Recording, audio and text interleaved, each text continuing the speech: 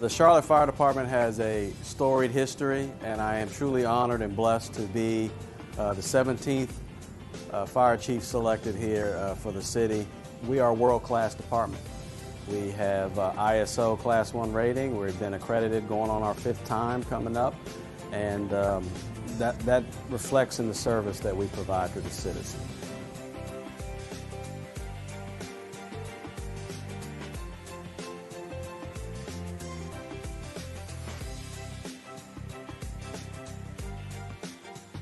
It has been busy, busy, busy. I've been trying to get out and meet as many people as I can, and I'm just starting the brown bag lunch tour, where I get out to every station and every shift. And so that's what I've been doing, and really just doing a lot of listening and gathering information.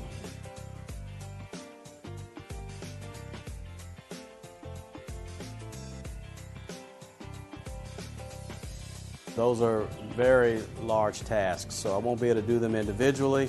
However, if we put the right working groups together with men and women of the department having a voice, as well as including some of the city HR and some other functions, I think we'll be able to gather the information that we need, analyze the data and the information, and we'll be able to come up with a process and a plan that will address that. It's a perfect time for us in the department to really take a magnifying glass and look at every aspect of the department from top to bottom.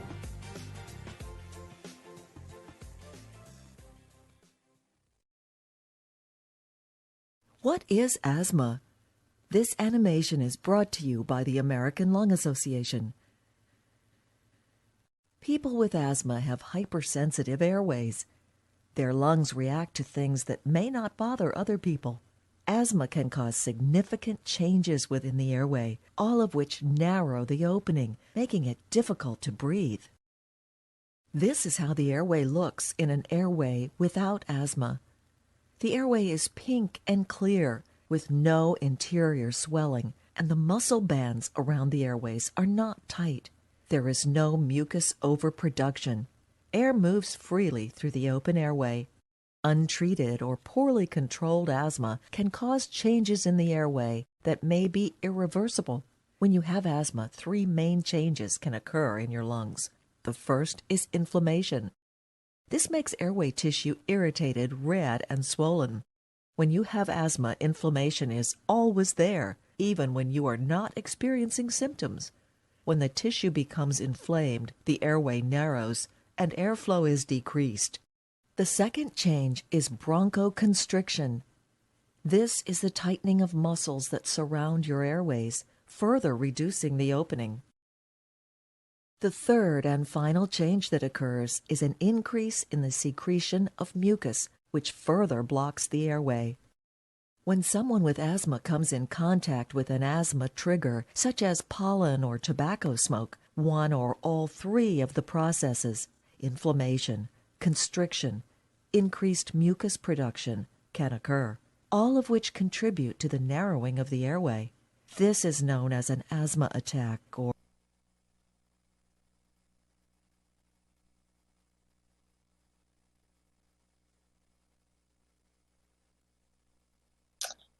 Good afternoon, everybody. I am Dina DiIorio, Mecklenburg County Manager, and we are here today to give you a COVID-19 update.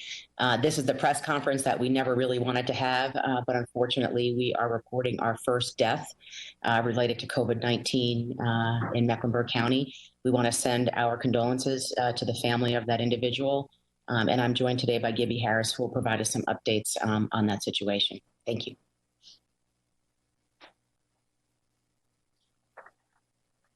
As Manager DiIorio mentioned, we do have our first death in Mecklenburg County. On behalf of all of our staff, and I'm sure all of the residents in Mecklenburg County, we extend our deepest sympathy to the family and loved ones of this individual. The death occurred in a 60-year-old with significant underlying health conditions. As we've said from the beginning, this individual falls into the high-risk category of individuals who experience the most serious illnesses from COVID-19.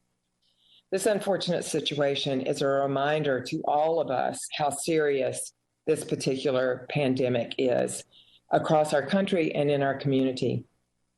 At this point in time, 20% of our new cases are requiring hospitalization. Our hospitals are seeing increased severity in illnesses in the number of individuals requiring admission, and all of our hospitals are seeing individuals needing to be on ventilators at this point. I want to reinforce the need for everyone in Mecklenburg County to take our stay-at-home order seriously. We are seeing evidence that some are, both businesses and individuals. I'm grateful to the stores that are essential and remain open that are implementing social and physical distancing as a priority. And I know that there are individuals in our community who are doing their part, and I want to thank them sincerely. However, yesterday our parks were packed with people. Social distancing was not even an option. Sandbars on the lakes were crowded. These are presenting situations where we will see individuals exposed in ways that are against our stay-at-home order. Every day, I am working with first responders, medic and fire responders who are being called to homes, CMPD, Sheriff's Department, and our town law enforcement attempting to help work with our community to comply with the stay-at-home order. And not to mention our hospitals and healthcare providers who work in those settings and who are testing and caring for individuals who have COVID-19. They are potentially exposing themselves every day to be able to provide that care. These are our frontline individuals who need your help. All in our community must be part of the solution. If you are ill with mild symptoms, stay at home. You must assume that you have COVID-19 and take care of yourself unless you need hospitalization. Please, everyone needs to be part of this solution. We'll take questions at this point.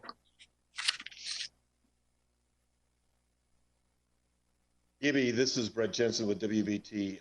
Earlier this morning, we reported that we had obtained data from hospitals, local hospitals, suggesting that their data says that by April 22nd, that will be the peak in the state. As many as 8,000 people will be hospitalized by April 22nd, and that the Cabarrus and Mecklenburg counties will actually peak a little bit before then. Are those some of the same numbers that you are seeing that the hospitals are using internally? Those are similar to the numbers that we're looking at right now. We are in the process of implementing a modeling model to look at the data and make sure, using the data that we have available to us, to make the best possible projections. I want to emphasize the fact that these are models and also emphasize the fact that our data is limited. Probably by early to mid next week, we will have more information on that to share.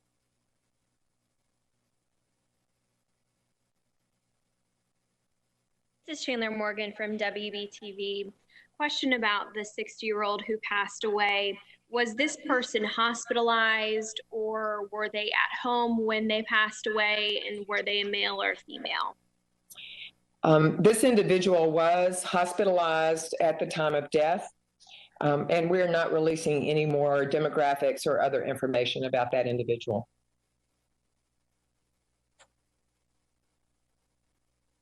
Are you considering closing parks or parking lots around the parks like some jurisdictions have? We have not had those conversations yet. We were looking to this weekend. We recognize the fact that the weather is incredible and that everybody wants to be outside. We were hoping to see better compliance with the stay-at-home order than we have seen. So I would imagine those are conversations we'll be having over the next week. What do you mean by better compliance with the stay-at-home order, given that people are allowed to go out and exercise? They're allowed to go out and exercise, but we have emphasized that people need to be 6 feet apart. Social distancing is critical in this situation. And the parks, there were way more people than you couldn't social distance even if you wanted to. If the parks were packed and the sandbars were packed, why not shut them down? Again, we need to have that conversation with the leaders in this community and make sure that everybody's on the same page before those decisions get made.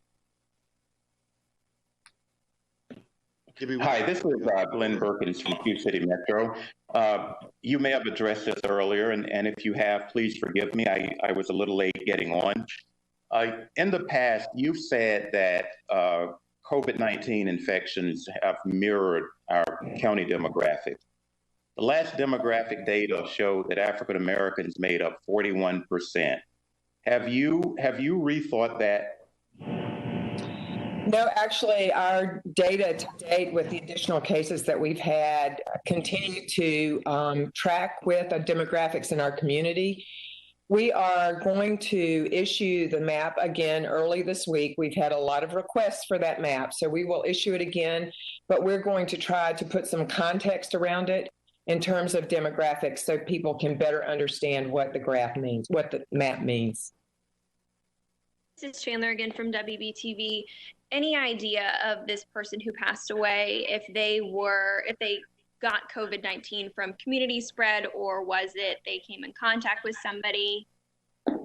It looks as if this individual was part of the community spread. We do not have any evidence of specific contacts for this individual. I have a follow-up on the demographics, if you would, please.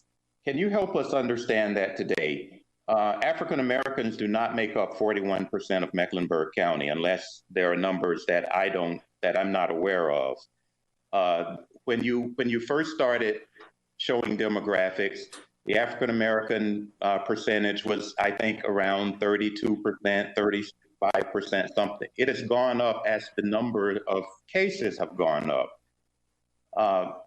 But yet we keep hearing that this is tracking the county demographics, and that unless there are some demographic numbers that I don't understand in the county, this does seem to be affecting African Americans disproportionately. We have not released any racial or ethnic demographic data at this point. All we've said is that the individuals who have tested positive in Mecklenburg County have tracked with the demographics in our community. I'm not sure where that data has come from, but the health department has not issued specific demographic data. Actually, it has. Ethnicity. Actually, it has. Well, I'm not sure where that came from. I'll have to check on that, and I'll get back to you about it. Maybe this morning we had a reporter out at Freedom Park, and they were saying that the playgrounds weren't necessarily, there were no signs, there was no roping, no yellow tape, nothing around the playgrounds. Do you guys plan on doing that at all the parks, or I don't know if that's for you or Dina? I'm going to let the manager answer that question. We are in the process of obtaining signs to put out by the playgrounds, but we also have park rangers who have been deployed to all of our parks and are in dispersing crowds that are using our playgrounds. This is Stayshawn with WSOC. I have a question about essential businesses and what you've seen in terms of compliance. I've heard from quite a few employees concerned that it's been up to their employer to determine if they're essential, about their health, and continuing to stay open at some of these places. How do you handle that? Well, we have a hotline number, a helpline number, which is 704-353-1926. 704-353-1926. That is the number that businesses need to call to get guidance on whether or not they are deemed essential. If someone has a complaint about a business that they understand to be non-essential that is still operating, they need to call 311, and that's countywide. And 311 is putting those cases into the CMPD database, and CMPD is dispersing them geographically if it's in the towns or if it's in the city of Charlotte, and they are following up on all of those. So if there is complaints, there is a mechanism to report those, and they are all being followed up on. Either of you please elaborate on why the decision was made to no longer report zip code information across the county of cases? Sure, hold on.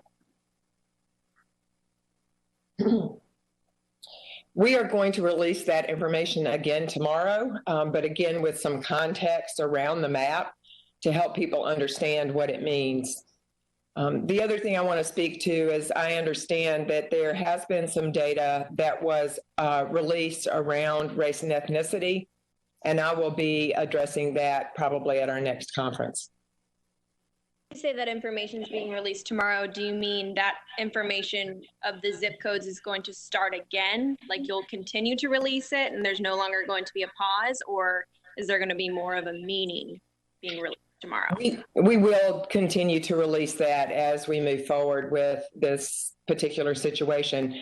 I don't know that it'll come out every day. It takes a little bit of doing to get that updated on a regular basis, especially as our number of new cases continues to increase. But we'll be getting that out at least a couple of times a week. Why was there a decision made to cease and now start again? Well, if you'll remember, the reason we did not put the map out last week was because a number of individuals were making decisions about where to go shop, where to spend their time based on the zip codes that had the least amount of numbers. That was not the intended use of that map. And unfortunately, we continue to have individuals infected in those zip codes, regardless of whether they'd been tested or not. So we did not want individuals making decisions based on that map. We will put the map out. It seems to be something that's important to people. We want to be as transparent as we can around the data and the information that we have available. So we'll be using the map to help inform people, but people need to be paying attention to the fact that COVID-19 is in our community. We do have community spread, and you need to assume that you're going to be exposed if you are out and about in our community. This is explain any backlog that there's been with numbers or cases that we're seeing now that we're in a stay-at-home order and the numbers continue to grow. Could you maybe elaborate on that? Well, there's several things going on here. Number one, the curve will not flatten immediately. So we don't expect to see our numbers drop right away just because we put a stay-at-home order in place. And number two, we also see that there are quite a few people who are not complying with the stay-at-home order.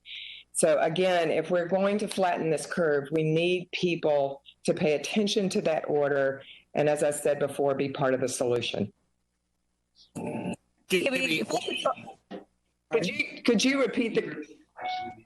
Oh, okay. Okay, some folks aren't hearing the question. I'll start repeating them as I hear them. To follow up on that, you mentioned not seeing the level of compliance that you would like to see. What is the next step in hopes of reaching a higher level of compliance? I've been asked what the next step is in helping people comply with the stay-at-home order. We will be assessing that this week. That's an ongoing assessment that we need to look at based on the compliance we're seeing. And decisions will be made ongoing. There are extra levels of restriction that can be applied if that becomes necessary. And it's possible that we would need to look at enforcement in a different way than we are at this point in time. Gibby, a week or maybe 2 weeks ago, all the weeks are blending in at this point, I asked you if you thought that Mecklenburg County residents were taking this seriously, serious enough. I'll ask you that again now. Are Mecklenburg County residents taking this seriously enough? So the question is whether Mecklenburg County residents are taking the stay-at-home order and the COVID-19 situation seriously enough. And the only thing I can tell you is what we're seeing on the streets. I do believe there are individuals and businesses who are taking this very seriously and doing some incredible work to make sure that they're helping be part of the solution. But as I've mentioned, based on what we saw yesterday with the parks, with the lakes, with the sandbars, and other types of situations in our community, there are still a lot of people who are not taking it seriously. We need everyone to be part of the solution. I have a question. How many complaints have we gotten against people maybe violating the stay-at-home order so far locally? So the question was how many complaints have been received about the stay-at-home order. There have been many, as far as we know. That's coming in through 311, and law enforcement is acting on those situations that they need to act on. I don't have a specific number, but we do know that there have been many complaints at this point. In terms of those complaints, we also had a reporter out yesterday at one of the clinics on Latrobe, and there were a lot of people waiting in line, 15 people deep, shoulder to shoulder, trying to get it into the clinic there on Latrobe. Are you guys reaching out to the medical community or trying to prevent that? Do they deem it's okay because they are a medical situation? Like, how do you guys view that? So the question had to do with clinical sites where they're seeing long lines outside of the clinic. Unfortunately, what we're seeing is a limit on the number of individuals that can come inside, which means people then just start stacking up outside. We are communicating with our clinical providers on a regular basis to provide the guidance that's coming from the CDC and the state, as well as recognizing issues that we're seeing specifically in Mecklenburg County. We'll continue to have those conversations with them and make sure that we get something out asking them to address the long lines outside the clinics. Can I ask you a personal question? In terms of this, how concerned are you now as compared to 3 weeks ago from a personal standpoint? I mean, as you keep seeing the data and keep seeing the numbers, are you personally growing more and more concerned? So I've been asked about my personal concern about the growing numbers and the data that we're seeing and how I personally think about that, feel about that.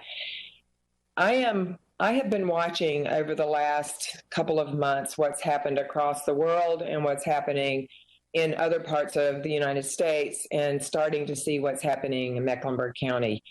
I personally, as an individual that lives in this community, am extremely concerned about what's happening here and doing everything that I can as a professional to try to help prevent more deaths, to try to help reduce the number of individuals that are being affected and infected in our community. But I personally cannot do this on my own. I've never thought that I could. It's taking all of our emergency management folks, first responders, our county manager, our leadership in this community, as well as everybody else here has to be part of it. No one individual, no one group can keep us from becoming a New York City or any of the other areas that have been really hard hit. We're doing everything we can to get as far ahead of this as we can and to diminish the impact on our community so that we can get on the other side and life can get back to normal. So again, I personally am concerned and I need your help. Can you tell me, has anybody been cited for violating the stay-at-home order, and how would you characterize the complaints that are coming in? Are they helpful or are they a little overzealous? The question is about the complaints, and I have limited information on that. I have conversations with CMPD and the other law enforcement entities daily. They're seeing lots of different types of complaints. Some of those are individuals who are concerned about whether their business is essential or not. Some of those are individuals who are not happy with our order, and some are from individuals who are concerned about what they're seeing in their communities. It's a wide range of complaints. I do think that, excuse me, receiving the complaints is important. It gives us a picture of what's happening in our community so that we can address issues.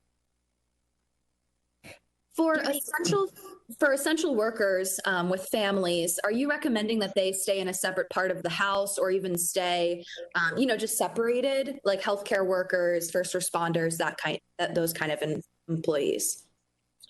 So I'm asked about essential workers and whether they need to be quarantining themselves when they go home in the evenings.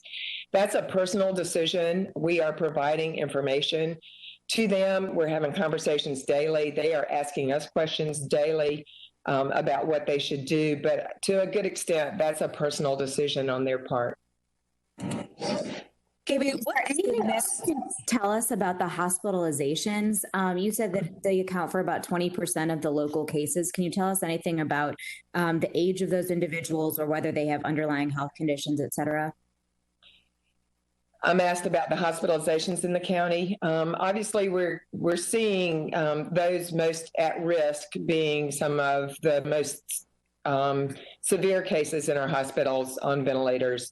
So that is not terribly surprising, but we continue to see a large number of our positive tests coming from the younger populations. So again, I don't want anyone to take this lightly, and just be aware of your surroundings and protect yourselves and your families. But our hospitals are continuing to see increases in those with severe symptoms. And we expect that to continue to go up as we see more cases in the county. Amy, what is the next restriction available to you? I'm asked about the next restriction available to us. There are a number of things that we could consider, and I'm not really interested in expanding on that right now until we've had those discussions and really understand what might work best in Mecklenburg. We're trying to base those restrictions, as we did on the order, on what we're seeing in this community, what the epidemiology is on the ground in Mecklenburg County, and what has been learned across the country about what works. And so the restrictions, any restrictions that would come, future restrictions would be based on that. I was just curious as to whether you guys have seen any significant clusters of cases in the county, either at a nursing home or some sort of communal living facility, something like that. So asked about whether we've seen any clusters of cases. At this point, the answer to that is no. They've been pretty widespread. When you see the map tomorrow, you'll see that we have particular areas in the county that have experienced more cases. But we're going, as I said, we're going to provide some context around that. Some of that may be due to just the population density in those areas, and some of it may be due to the age of the residents in those areas. So we'll be providing that information tomorrow. Have we seen any type of shortage in medical professional staff? Anybody, how many people have tested positive? Are there those that are out of work that maybe haven't tested positive but are ill? Those type of statistics. So the question was about our medical providers and workers in our community and whether we're seeing any shortages. At this point, no shortages have been reported. We do know that some of our we do have first responders as well as medical folks that have been quarantined because of potential exposures. But at this point, all of our systems are able to meet the needs in the community. Maybe two quick number questions. Do you know how many tests you have still out pending? And also, do you have, is the number still at roughly 10% of those who have recovered? I'm sorry, you were cutting in and out. Can you repeat the question? Yeah, sorry. The first question is just quick numbers question. Number one is how many tests do you still have out pending? And number two, are you still seeing about a 10% right now full recovery rate? At this point, we are trying to get a better handle on how many tests we have out. I'm hoping to have better data on that tomorrow. We do know that we still have a significant number of tests that we're waiting on results. And repeat the second question. About the percentage that are completely healthy and fully recovered from this. I know the other day it was roughly, I think you said 1 to 10 or 10%. Is that still about where we are? So maybe say 30 or something like that, 31 that have been fully recovered now? Our last data that I saw earlier today tracks with that. We'll be looking at that again tomorrow. So we'll keep you updated on that as well. But right now we are tracking with that amount. Just a quick follow-up to Emma's question about healthcare workers and medical professionals. Do you have a number of positive cases, for healthcare workers? How many have tested positive specifically? So I've been asked about numbers of healthcare workers who have tested positive. I do not have that number to report at this time. We have time for one more question. How many patients are currently hospitalized in Mecklenburg County? And what percentage of those are ICU versus non-ICU? At this point, we don't have that information to release, but we'll look into whether that's something that would be useful to release in the future. Thank you very much. And again, our condolences to the family and loved ones of the individual who died this morning.